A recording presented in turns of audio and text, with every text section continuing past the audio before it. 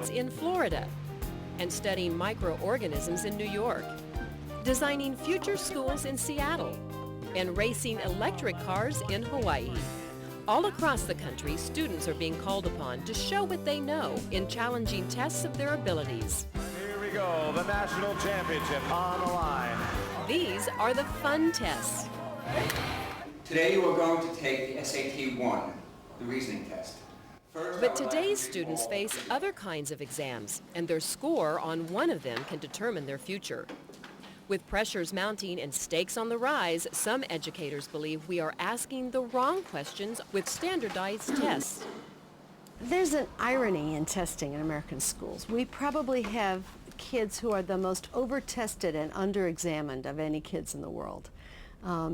Take New York State, for example. Even before they get to the Regents examinations, students will have taken 20 batteries of tests over the course of their school careers. So there are thousands and thousands of hours spent on taking these tests and preparing for these tests, which give very little indication of what kids can actually do in real-world situations. People may be good test takers, but once you leave the world of testing, you have to think for yourself, because the world doesn't come organized in 4 choices, with the 4th one being none of the above.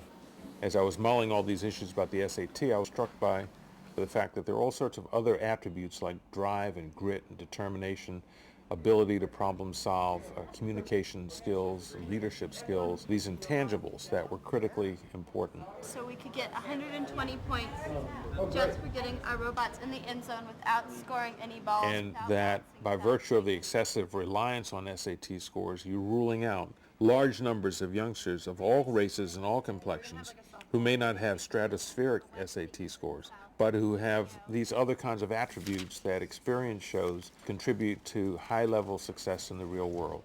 Is this what the science wing would look like? Teachers like Eva Reeder believe that measuring performance on projects is a better way to gauge a student's potential for real-world success. Inviting area.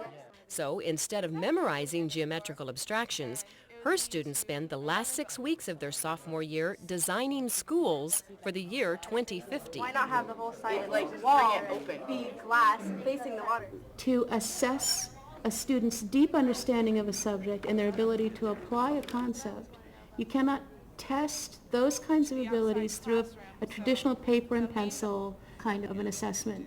It has to be what we call a performance-based assessment, and that's why I do these projects, because the project requires the students to create products or performances. In the beginning, we decided to start with the floor plans and the designs. Our school has one main building. I have to come up with ways to assess those products and performances.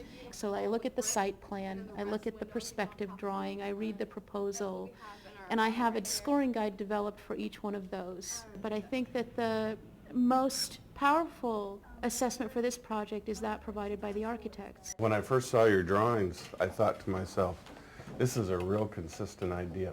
While performance-based assessment requires a significant investment of time and energy, proponents insist it is time well spent. The students have to develop the performances, the teachers have to evaluate them, but the time is not lost to teaching and learning.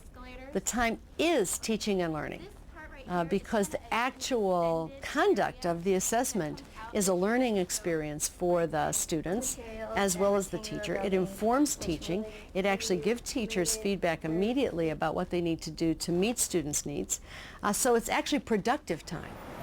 The Urban Academy in New York City is part of a consortium of 32 schools that has rejected tests like the state's Regents exam and replaced it with a series of performance assessments. His thesis isn't clear. It seems as though he jumps from. We're very interested in students developing certain skills. We're interested in them developing an ability to work with multiple perspectives, to be able to analyze evidence, to be able to critique.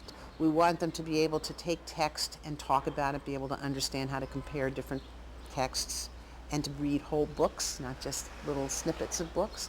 And we set them up with an external assessor, someone who's agreed to spend an hour with that student, who's agreed to read the book, and who then sits down with that student and discusses that book for 45 minutes or an hour. She's going to him to see whether or not he saw what she had done. Right. What we're really trying to see is, can that student take that reading and go and talk to somebody that they don't know, a perfect stranger, about the book and have a conversation about it. That's one way that we can tell whether a student is ready to go on and do college level work. Is that about a 26? How come it's so low? Critics of performance-based assessment worry that if students are free to pursue projects of their choice, standards will suffer. But some assessment experts say that independent study projects should meet the highest standards. What we have to do is realize that even if we give the kid free rein to do really cool projects, it's still got to fit within the context of some objectives and some standards and some criteria that we bring to it. For those of you who aren't sure what anchoring pools are, so that we can say by the end, I have evidence. I can make the case that you learned something substantial and significant that relates to school objectives. As far as listening and speaking and writing, you're making steady progress. One school, the Key Learning Community in Indianapolis, Indiana, has a clear and unique objective. Established in 1987, the school is dedicated to the cultivation of multiple intelligences and to developing new methods of assessment. Ours represent that these are his strength areas, and also anytime you see the shape of a triangle, those also represent the strengths. We're interested in how students apply knowledge, and so students are required through their high school to do major projects each semester. At the end of high school, they should have 8 major projects that they would have developed. But all of this is to be put together on a multimedia portfolio to document what it is they're capable of doing. We've been working with the Egyptians because they had so many symbols and hieroglyphics. I think that what we're doing here is going to be needed very soon because people are going to realize how short-sighted all of this effort on standardized tests is. It's going to crash. It has crashed in the past. It will crash, and people will need something else to replace it. And maybe we might help in that effort. For schools that are challenging the high-stakes testing movement, the goal is to put less emphasis on cramming, drills, and test-taking strategies and focus on in-depth learning. I'm all for high standards. I don't know of anybody who's for low standards. The question is, do we get at what we're saying we want using the test to drive this? That's the real crux of it. And I would argue that we don't.